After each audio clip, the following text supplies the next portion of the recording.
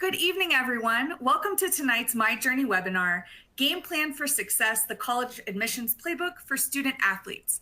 My name is Candace Lytle, and I'm your host for this premier event in our My Journey series. I'm so excited to have you here, and on behalf of everyone at ACT, thank you so much for joining us. I'm also very honored to be joined by our incredible expert speakers tonight from Collegewise. But before I turn things over to them, I want to cover some essentials to help enhance your viewing experience. You're going to see several widgets and tools on your screen. You're in control of these. They're resizable and movable, so you're welcome to move them around to get the most out of your space. If you have any questions during the webinar, you can submit them through the Q&A engagement tool, and we'll do our best to answer them throughout the webinar. We'll also have some questions at the end. A copy of the slides is available in the resources tool, as well as some other handy items to accompany this presentation for your reference long after it's over. This webinar will be recorded and sent to the email address you registered with within 1 to 2 weeks. For the best viewing experience, we encourage using a high-speed and stable internet connection and closing any programs or browser sessions running in the background. If you're struggling with anything, check out the help tool at the bottom of your screen. And finally, if you need a refresher on any of this, there is a helpful webinar viewing tips and reminders slide on your screen below that will remain visible the entire webinar. If you have any issues, click the On24 Help button at the top of the screen. Okay, I'm ready, and I hope you are too. At this time, I'm going to turn it over to our friend Belinda at Collegewise so she can tell you a bit about themselves and jump into your admissions insights for athletes. I'll now pass it off. Hi, everybody. Well, first of all, I want to start by saying, Candace and the whole team at the ACT, thank you so much for a really warm welcome and for inviting us to be here tonight. We always love to present to the ACT audience. So as Candace said, I'm Belinda Paris. I'm the Director of Partnerships here at Collegewise, and I work really closely with fantastic organizations like the ACT, as well as schools around the US to help bring Collegewise's college preparation and admissions expertise to as many families as possible. So as you know, tonight is all about college admissions for athletes, and our fantastic college admissions counseling expert, Jared, is here tonight, and Aaron behind the scenes answering some questions in the Q&A box as well. I know that they can't wait to dive in, so I won't keep talking for too much longer. But before we do jump into the main part of the presentation, I just want to get to know a little bit more about you so that we can really gear our answers and our presentation to the people that we have in the audience tonight. So I'm going to launch a quick poll. It's open now. So the question is, who is joining us today? Are you a student? Are you a parent or guardian? Maybe your family joining together, which we love to see, or maybe you're an educator or a counselor. Just let us know, and then we'll reveal the results, and that will really help Jared out when he's presenting. Perfect. Okay. I'll just give it about 10 more seconds to let a few more of you answer.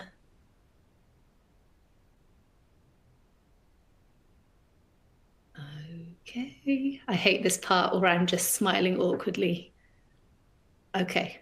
Let's see. Okay, so Jared, it looks like we have 16% students, 39% parents and guardians, 14% families here together, and about 30% educators. So we have the whole mix here, which is awesome. Thank you for helping us out with that. That's really helpful context. Okay, so I'm just going to give you a quick little bit of information about Collegewise. And then we will get started. So Collegewise have a really strong philosophy to be the most trusted source of expert advice to help students access the transformative powers of higher education. So that's our mission. There is a lot of noise out there, and it can be really hard for families to know who to trust in this space. So we are here to be that source of truth for families.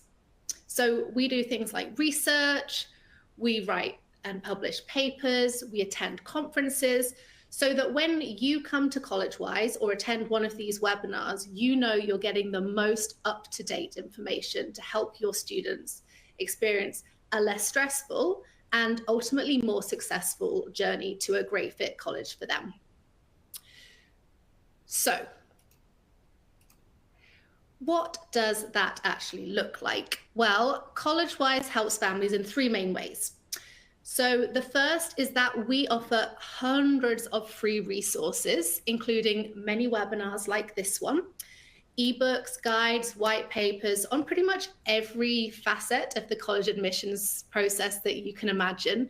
In fact, we recently published our annual guide to the Common App. So do check out that in the resources section of this webinar, and it's also on our website. It's a step-by-step guide to how you can complete the Common App and put yourself in the best light. So that's just one example, but there are many, and we want you to be able to utilize as many of those as possible in your journey. So that's the first way. The second way we help families is that we provide college admissions counseling for students, again, across every component of the college admissions process, including, of course, athletic recruiting and that process, college application strategy, leadership, extracurricular development, essays, scholarships, research and internships, tutoring and test prep. I won't keep going. The list is long. We basically do everything. And we have a lot of different offerings to suit a range of needs and budgets.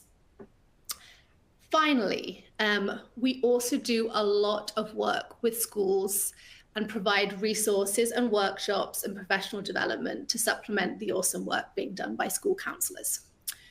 We started in 1999, and since then we've helped over 30,000 students one-to-one, and that doesn't include all of the people who've utilized our resources and attended our webinars and events. So we are on a mission to help as many people as possible. We're glad that you're here. We are experts on this topic, and you are in really safe hands with Jared tonight. So with that, I will stop talking for a little bit and hand over to our expert. All right, so hello everyone. Good afternoon or good evening, depending on where you're joining this call from. Again, my name is Jared Rivers, and I am one of the college counselors here with Collegewise. And so I certainly want to share with you that I'm not new to education. I've actually been in the field for really a little over 22, 23 years. I graduated high school way back in 1995. And I started my college experience in the fall of 1995. Long story short, I transferred twice in my undergraduate experience. And so I spent time at a Division I college. I spent 1 year at a Division II college.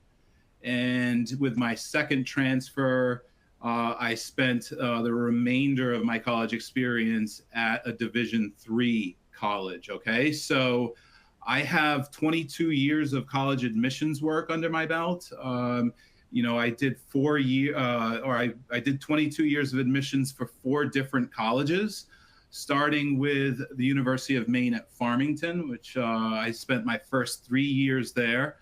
And then really through the power of networking, ended up at Cornell University, where I was the assistant director of admission for the second largest undergraduate college at Cornell, the Ag School, the College of Agriculture and Life Sciences.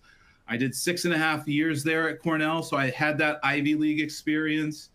And I then moved on to Brandeis University, where I spent almost the next 3 years doing admissions work. And then I rounded out my experience going back into the state of Maine. I grew up in the state of Maine, and I'm making this call here tonight from South Portland, Maine. And I did my last 10 years of admissions work at Bates College. And so at all 4 places, I was the lead athletic admission liaison. Okay, so I have read thousands upon thousands of athletic pre-reads. And I was also a student athlete in my undergraduate experience. I mentioned that I transferred twice, spending time at 3 different colleges before I graduated. Unfortunately, in part because of those transfer moves, as well as something else that happened, and I'll share that in just a moment, I was not on the 4-year plan. I actually started college out planning to go for 5 years. I know that sounds very different, but the coach that recruited me at the University of Maine at Orono, a Division I college, ended up leaving after my first year. But the plan was for me to start at UMaine Orono and spend my first year as a redshirt freshman, meaning I was just going to practice with the team and sort of get oriented with that Division I level of competition. And then I would be a full scholarship athlete for the next 4 years, right? I was already thinking about doing like a prep school year. So this plan of 5 years instead of 4 my set of circumstances, okay? But as I mentioned, that coach left the University of Maine at Orono after my first year. A new coach came in, and I went back to UMaine Orono to prove to that new coach that I was everything that the first coach thought that I was. But unfortunately, things changed, right? This was a different coach. He was under a lot of pressure to bring in some really impact athletes. And unfortunately, I was not going to be that individual for him. So away went the 4-year scholarship. As it turns out, I did not end up getting that 4-year scholarship. But I felt like sharing that story because I think in a lot of ways that not only the admissions background, but my athletic background really is something that qualifies me to speak on this particular topic. Okay, so I know towards the end we're gonna leave some time and space for some Q&A, but what you're looking at here is just a brief snapshot of the agenda for this program. And so we're going to start out talking about the different levels of opportunities in collegiate sports, okay? We're going to then talk just a little bit about the reality of the landscape and what that actually looks like. We will then move into a little list building and some tips that I can provide you on how best to sort of maneuver through that list building part of the process.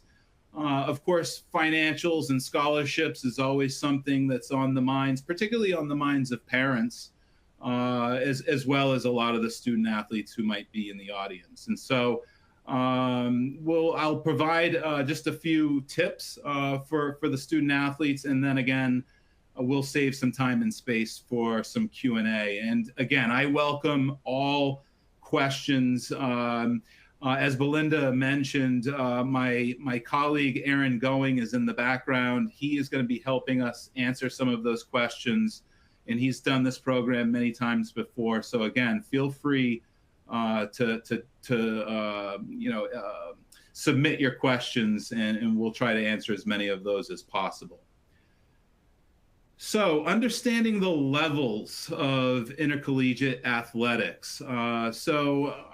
What you're looking at here are just a smattering of different levels. Of course, you can see NCAA Division I, you can see NCAA Division II, and then you can also see NCAA Division III, okay? Some of you may not be as familiar with the National Junior College Athletic Association, also often referred to as sort of the JUCO leagues, okay? Junior college athletic conferences, okay? They offer lots and lots of different opportunities, as does intramurals and club sports, last but not least, the National Association for Intercollegiate Athletics, or NAIA. Believe it or not, I actually participated in, I want to say 4 of these. I was at the Division I level with UMaine Orono. I was at the Division II NAIA level with Husson College for 1 year. By the way, I lost 26 out of 48 credits that I earned in my first 2 years at Orono, making me a first-year student in terms of the number of credits that Husson accepted. Orono was a public school, Husson was a private school. And based on the number of credits they accepted, again, I was a first-year student in my 3rd year of college. And that's ultimately one of the biggest reasons that I ended up doing a second transfer, and I landed at the University of Maine at Farmington, which was an NCAA Division III school, okay? But I also participated in some intramural sports here and there throughout my undergraduate experience. Now, you might be wondering, what are club sports? Well, club sports are actually athletics, provided at the college or university that you're attending. You can kind of think of it as maybe a little bit less of a commitment than the varsity sports at that particular college or university. But in many cases, those club sports those teams will compete against other institutions, other colleges and universities that offer those sports at the club level, okay? So if you're a student athlete in high school and you're not sure about pursuing varsity sports, you might look into the club sport level, because that's a great way to sort of feed that itch for competition, even without going the full commitment of a varsity sport. Likewise, intramurals is another fantastic way of sort of scratching that itch for competition. I dare say, that it's going to differ depending on the size of the school that you may be attending. For example, when I was at UMaine Orono, a Division I college, their intramural program, if I was to think back and take the top students, the top student athletes that I saw at playing intramurals at UMaine, if we were just a little bit more organized, we might have been able to really compete with the basketball team that I played for at the NCAA Division III level. So it really does depend on the size of the school in terms of intramurals, but it's a fantastic way, again, to remain competitive without pursuing even the level of a club sport or the commitment of a varsity sport at the institution that you may be eventually attending. Okay, so hopefully that makes sense. These are all the different levels that you'll likely run into. Now, just a little bit about sort of the reality of collegiate athletics. So what you can see here on this slide is that there are 8 million student athletes all across the country here in the United States, right? Playing in high school. 8 million student athletes playing high school sports, okay? That being said, only about 7%, or about 480,000, are competing at the NCAA level. I think you can see this picture here. It actually says 380,000. I think the picture might be a little outdated, but adds a little bit of humor. These are the more current numbers. About 480,000 students competing in NCAA athletics, okay? But only about 2% of those 480,000 are actually on athletic scholarships, okay? So the vast majority of student athletes are actually not on athletic scholarships, okay? I know that they are, highly sought after, and can certainly reduce the cost of college, but the realization or the reality is that a very small percentage are actually on scholarship. And then only 2% of those student athletes go on to things like professional athletics or things like the Olympics, okay? I was a student athlete that had dreams of playing in the NBA. Along the way, I did realize that dream was not really going to come to fruition. That being said, I was invited to try out for professional teams that existed overseas, and so there are those opportunities as well. But the point here is that the vast majority are just going to compete in the college level, and then that's pretty much the end of the road. There are adult leagues that you can join after college, but by and large, that's pretty much it.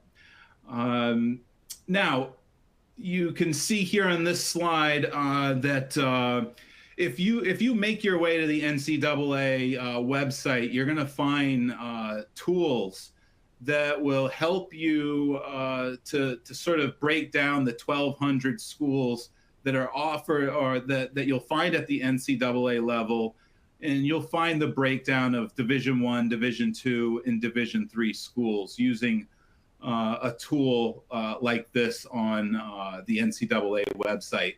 This is a pretty small picture, so I'm not sure if you can make it out. But basically, in short, there's a huge percentage of these 1,200 NCAA colleges and universities that are located in the Northeast and along the Mid-Atlantic and in the Southeast Atlantic coastline, right? In many cases, you'll find some of those JUCO leagues and some of the Division II options spread throughout the South and a little bit into the Midwest, and then even more onto the West Coast, typically in places like California. California, Texas, Florida certainly has a fair number of those JUCO leagues and Division II colleges that you might run into, okay? But again, a lot of them are concentrated in the Northeast and in the Mid-Atlantic area. So just something to think about as you begin to, build your college list and things like that, okay? Let's see. So academics and sports. I would definitely agree with this statement. It's important to put the student in the term student athlete, right? Athletes are and will always remain students first and foremost, okay? You can see here that obviously there are academic requirements of all student athletes at each of these different competition levels, right? You can see here from this first section, students need a minimum GPA of a 2.3 to be eligible to play Division I NCAA sports, right? Okay, not a GPA that you really want to be shooting for. That's a minimum GPA, okay? We're going to talk a little bit more about that in just a second. Not every student is necessarily going to compete for all 4 years. I shared my story. I could have easily have been one of those student athletes that just sort of dropped the sport after I lost that 4-year scholarship, right? But the point is that things change over time, right? And just because you go into college and you may be playing initially, it doesn't mean that you'll play for all 4 years. But it is important to note that they're once you start playing collegiate sports, you sort of start a clock, and typically they gave you 5 years to compete for 4 years. Okay, I shared with you that I was a redshirt freshman for one of those years, just practicing with the team, not actually competing in any of the games. Okay. And then here in this third section, not every student will go professional. I mentioned that. And it's important that they maintain their academics and keep their options open. Again, in most cases after college, that's sort of the end of the road for your athletic experience beyond adult leagues. And so you really want to be putting a lot of emphasis and thought into the student part of being a student athlete, right? You want to make sure that those priorities are in order, and that, well, that's the other thing, is that in many cases, if you're not performing in the classroom, you won't be able to play or perform on the court or on the field. There are these requirements that you have to maintain throughout your collegiate experience in order to participate. Okay, so that's a very, very important aspect that I don't want any of you to lose sight of. Okay, I promise we're going to come back to academics in just a second, but I also want to spend a little time just sort of giving you a snapshot again of the difference in terms of commitment between Division I, Division II, and Division III student athletes. As you can see here in this first section, Division I sports is really the biggest commitment in terms of how much time you're going to be devoting just to athletics. Keep in mind, you may have a 3-hour practice, for Division I athletics. They really expect you to be there, 30 minutes before your practice and 30 minutes after your practice, right? So it could be quickly turn into a 4-hour commitment just for practice.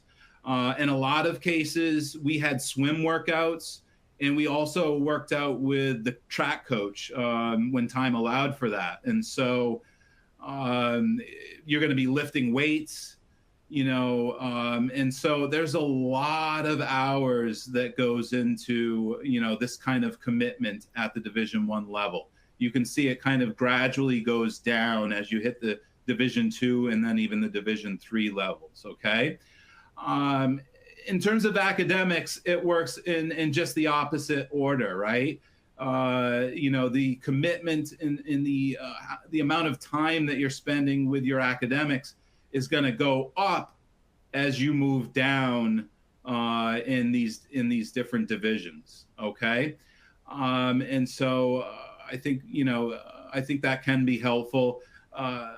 Unfortunately, your sleep kind of how much resting time you get kind of remains the same across the board with all three of these. So I would definitely say, in my experience of playing at all three levels, I certainly felt I had a greater ability to balance athletics and academics at the Division III level. Okay. In many ways, Division I almost becomes like a full-time job, in terms of the commitment. And if I was really being honest, for me, this may not be the case for a lot of you or for a lot of other student athletes, but it took a little bit of the enjoyment out of it in my circumstances, and it came back as I moved down. And I think that just speaks to the fact that I was actually better situated to be at that Division III level than I was at the Division I or even the Division II level, okay? Keep in mind, so I was a men's basketball player. I graduated high school. I was 5'11", 154 pounds, soaking wet. I grew 4 inches in college, folks, so again, things change. I was about 195, 200 pounds by the time I reached this Division III level. And again, things change as you move through your undergraduate experience. But hopefully that gives you just a bit of a snapshot in terms of your time commitment. So coming back to your academic commitment, again, there are academic requirements to compete at all of these different levels of competition. I want to highlight, this is kind of small, so again, I'm not sure if you can see, but eligibilitycenter.org is a great place to find more information about these sorts of requirements, okay? In short, you basically need 16 core classes And by core classes, I'm talking about English, math, science, social science, and foreign languages. You're going to need 16 core classes, and they have a specific breakdown for those cores. At the Division I level, they want 4 years of English. That's relatively easy to knock out. Most high schools require you to have 4 years of English. Likewise, most of them require 3 years of math and 2 years of science. So, they make it relatively easy to be eligible to compete at these different levels. But you just need to know that, some of you may be thinking about graduating from high school early, sort of in 3 years instead of the typical 4. That could have a huge impact on whether or not you're actually meeting these 16 core requirements. Now, again, if you're working with college counselors here with Collegewise, we're not going to have you aiming for these minimal scores. Again, you see the 2.3 GPA is a minimal score that you need to compete at these different levels. A 2.2 for the Division II level. And Division III actually has their own academic requirements, so it can differ depending on the school that you're looking at. But as a general rule of thumb, as a college counselor, again, here with Collegewise, I encourage all of my students in my caseload to hit 20 core classes by the time they graduate from high school, right? You should be taking 5 core classes each year of high school. Again, English, math, science, social science, and foreign language, right? In many ways, a lot of admission counselors expect that you're going to have those 20 core classes by the time that you graduate. In some ways, and in some cases, it's wonderful to go beyond some of the 20 that I'm recommending here.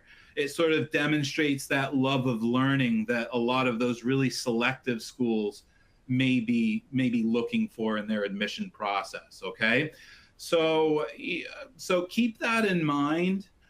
There are academic requirements, and again, you can go to the eligibilitycenter.org, and it'll spell out those requirements for you in terms of those core classes and in terms of the GPAs, so on and so forth. Okay, so just a little bit of information about building your list. Okay, so number one, you want to start with an introductory email to the college. Folks, I would encourage you, you can email the head coach for the sport that you may be interested in, but I would think about also CCing the assistant coaches if possible. In many cases, you just need to go to their, to the website. If it was the University of Georgia, for example, you would pull up UGA's website, go to the athletics page, pull up the sport that you're looking for. Oftentimes, you can click on the roster, and on that roster page, they'll give you the contact information for a lot of the coaches, okay? You might also take it a step further and email the admission office. When you start visiting these colleges, a lot of the admission counselors will tell you they, in many cases, expect for students to engage with the college, right? In some cases, they're tracking demonstrated interests. My supervisor in the admission office, at Bates used to always forward email inquiries about sports, to me as the lead athletic admission liaison. And I would then follow those emails up by contacting the head coach or one of the assistant coaches for that sport. So it can be like a two-pronged approach. Think about the coaches and think about the admission office, and that's a great way to sort of make contact with those individuals at the schools that you're looking at. Now, one thing I would highlight: be patient, folks. In a lot of cases, especially if they're in season, they may not email you back right away, but in time, they, in most cases, will circle back and follow up with you, okay? Number 2, fill out the recruiting questionnaire. Again, using the University of Georgia as an example, go to their website, pull up the athletics page, pull up the sport that you're looking for, and you should find a questionnaire somewhere on that page. In many cases, for some of the sports that have timed, track and field, swimming, things like that, they can get a lot of the information that they're looking for, and they love when a gem falls into their lap, right? So, be sure to fill out those questionnaires when you're also reaching out, to the coaches and to the admission office. Number 3, attend a prospect camp, an ID clinic, or a tournament so that coaches can evaluate your athletic ability. This is a really important step, folks. I went to a number of different prospect camps throughout my high school experience. Sometimes they're during the school year, oftentimes they're in the summer. You might also, if it's basketball, maybe you're playing AAU during the summer.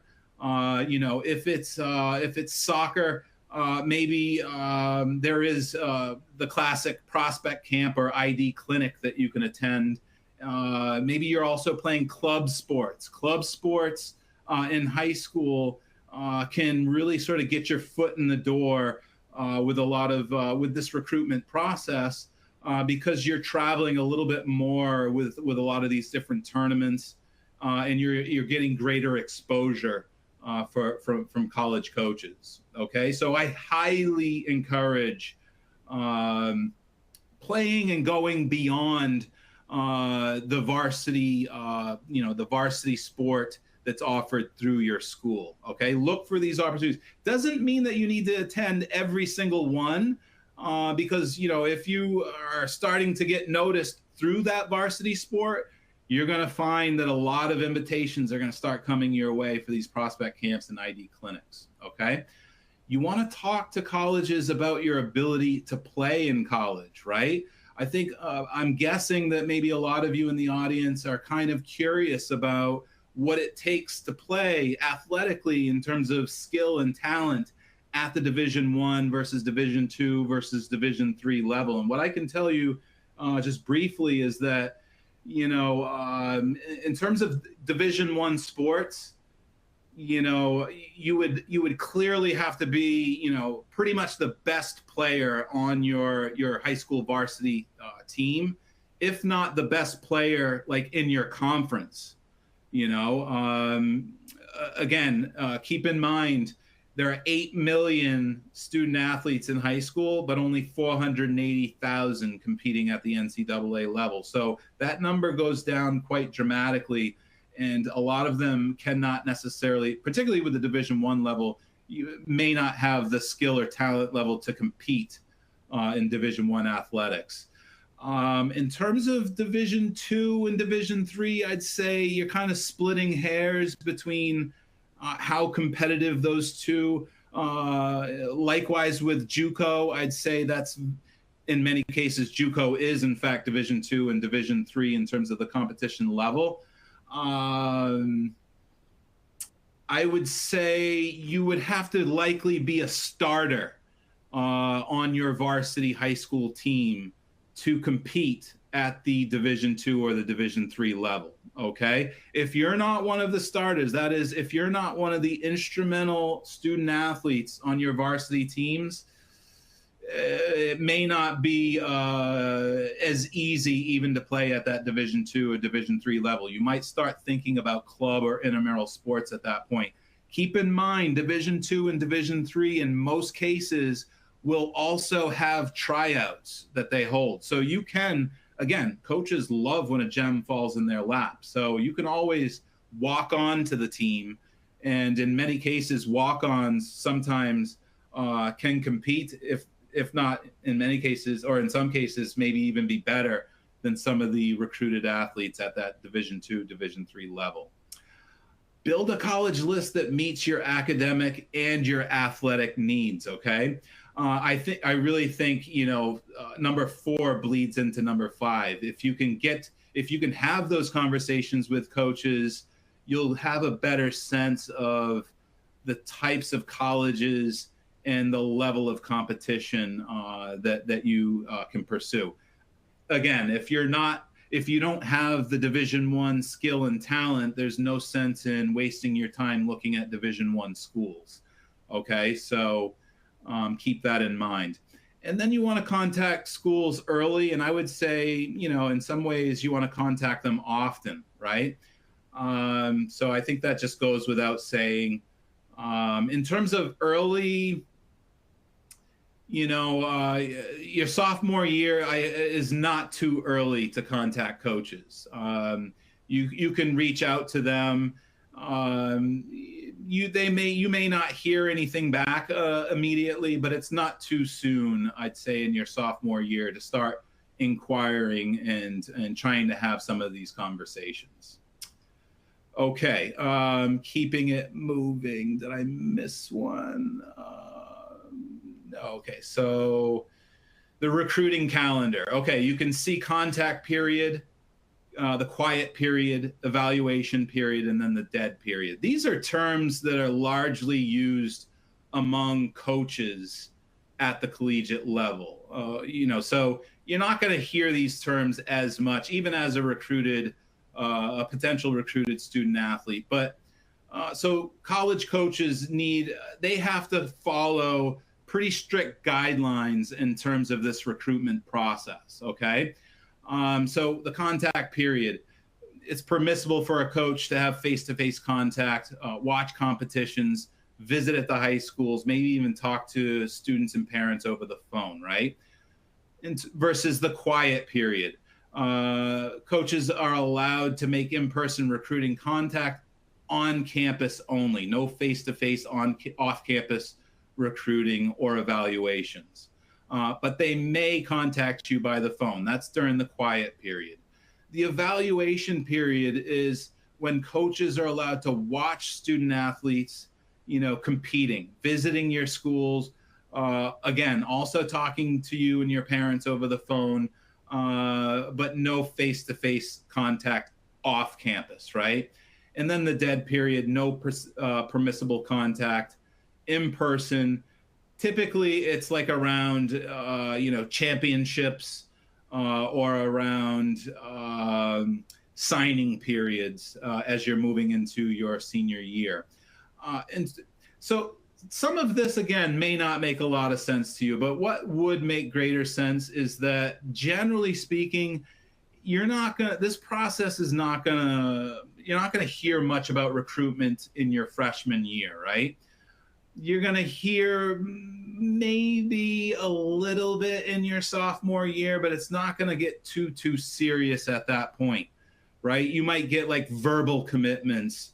If a coach has noticed you along the way, they might make a verbal offer to you, but it's not written in stone at that point, okay? As you get into your junior year, that's really when that evaluation period starts to ramp up.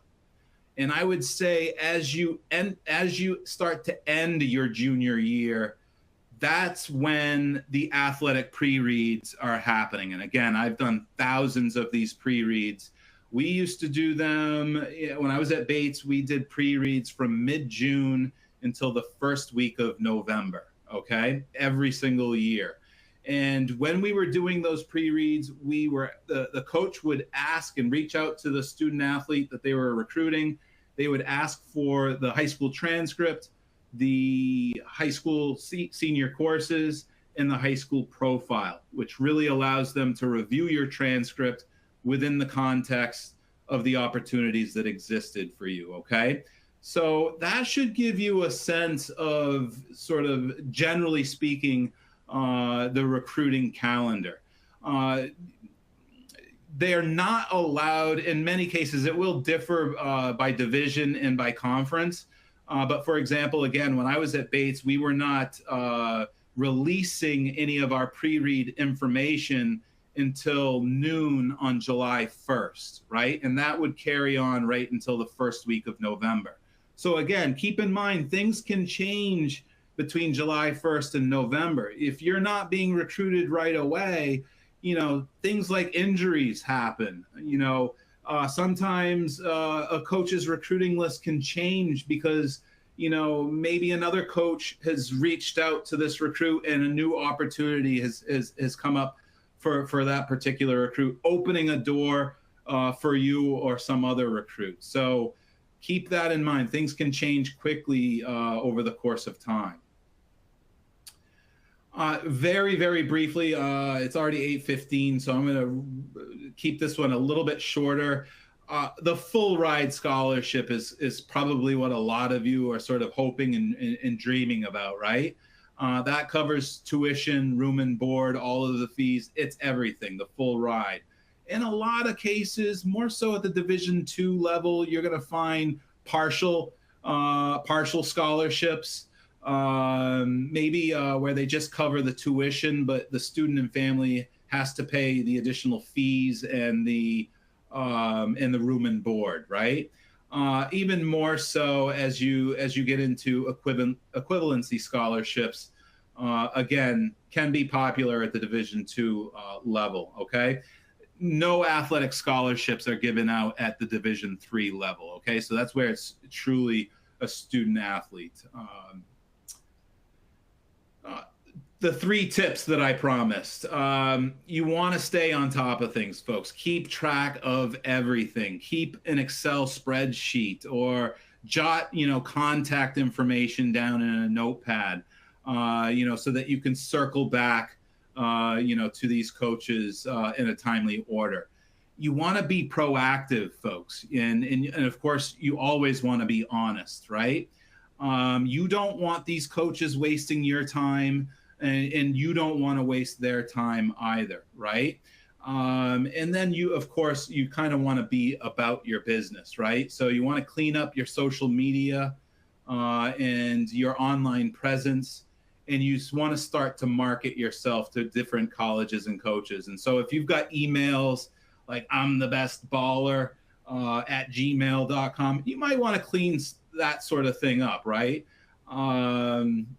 But in general, again, keep track of things, be proactive, and just and be all business once you start thinking about this recruitment process. With that said, I'm going to kick it back over to Belinda, and then we can go into some Q&A. Oh, wow. That was a lot of awesome information. Jared, thank you so much. And Aaron, thank you behind the scenes answering some of these amazing questions that we've had coming in. I'm still seeing your questions pouring in right now. Some of you have been asking a little bit more about Collegewise and how we support families. So I'm going to spend 1 minute wrapping up and answering some of those questions before I start feeding some more of your athletics questions to Jared. So I know you have all heard a lot of really helpful insights today, but you may also be sitting there feeling a little bit overwhelmed and maybe wondering, okay, but what does this actually mean for me or for my student? And really that's what Collegewise and our counselors like Jared and Aaron and hundreds of others are here for. We have been doing this work for 26 years. And in that time, we've helped thousands of families navigate this journey, many of whom have pursued the path that we're talking about tonight. As an organization, we really strongly believe that every family deserves a more simplified and successful approach to the application process. As I said at the start, there is so much noise and misinformation out there. But when you come to Collegewise or you come to one of our webinars, we provide that safe space so that you can get that trusted information and so that you can tackle that process more confidently. We want to take the pressure off for you. We want to take the pressure off parents and guardians feeling like suddenly they need to become this admissions expert. And we want to take the pressure off students too. So what people like Aaron and Jared do at Collegewise is really help families kind of press pause on all of that noise in this process. And we help students make really confident, intentional choices based on who they are, their strengths, their goals. And then we help them build applications that really reflect them in an authentic and powerful way. So here on the screen, you can see some examples of the things that we cover at Collegewise. We cover a lot. We also, of course, have a specialist package that focuses on athletics. So all of those things we offer. And if you decide that maybe athletics is not the path for you, then we work and focus on all sorts of other majors and futures and careers as well. Okay, so I'm going to launch a quick poll. And the question this time is just to help us to understand what information is best to send to you going forwards. So here we are. So how can Collegewise best help you? If you are interested in learning more about potentially working with Collegewise to support your journey, then select A, and then one of our team members will reach out and contact you and talk you through in more detail and build an individualized program for your family. B, select that if maybe you're not sure, but you'd like to understand a little bit more about Collegewise, and we'll send you some more information. C, if you are just here for the free resources, select that, and that is absolutely cool with us. We will love to give you as much free stuff as we possibly can. So select C if that's you, and we'll send you some links and some other free resources. And then if you're a counsellor or an educator interested in learning more about how we support schools, then you can select that. Okay, remember to hit submit. I'm going to leave it up for about 10 more seconds. And then we're going to get into some exciting questions. We've got some good ones here, Jared. Okay, I'll just leave that up whilst I start asking questions. Okay, so do you have any advice on what information to email the coaches? Yeah, I think for the most part, it's just general information. You're reaching out to introduce yourself. You can share with them, I'm a sophomore in high school, or maybe you're a junior in high school, whatever. So your class year, the high school that you attend. And you just want to let them know that, where you're at in this process, and that that you're interested in potentially being a student athlete on that, at that particular college, or playing for their team. Could they share more information with you about that kind of process? So it's really just an introduction, and just trying to talk with them, just trying to sort of get your foot in the door. That's all. Trust me, they want to win. And so if you're someone that can help them, they're going to respond in most cases. So I definitely would encourage it's very general introductory sort of email. Okay, awesome. Thank you. So somebody else is asking, how are international students recruited, and can they reach NCAA, NAIA, or junior level? Absolutely. I played with international students at all of those levels, and it may differ depending on Division I, Division II, Division III. It may largely depend on the size of the school. One thing to understand about international applicants and student athletes is that at a lot of these schools, the international students are some of the strongest students on those college campuses. And a lot of them only have so many spaces, for international students. And, so when I was at Bates, long story short, they limited how many international student athletes our coaches could recruit. And it was a pretty small number, 5 to 10 for a college that had about 1,800 students. So it can be selective and competitive in that way, but international students can compete at all of these levels for sure. Okay. What advice do you give to students who receive verbal offers prior to actually signing? Love the question, because Verbal offers are very popular, particularly out of a lot of the Division I level schools. And, a lot of those student athletes like to then sort of boast or post on social media about receiving offers. In some cases, they get pretty elaborate with pictures and all kinds of things that they're sort of flashing on or posting on social media. And this has trickled into the Division II and the Division III levels. I will say I was at meetings with a lot of the Division III college presidents and athletic directors, and it was a lot of them were troubled by that sort of activity, because it gives them it gives a lot of these students this idea that they're kind of already in when they're really not an admitted student yet. And what you have to remember is even when you're being recruited, or even when you have an official offer beyond the verbal offer, you're not an admitted student until you get an admit letter from the admission office that states you are an admitted student.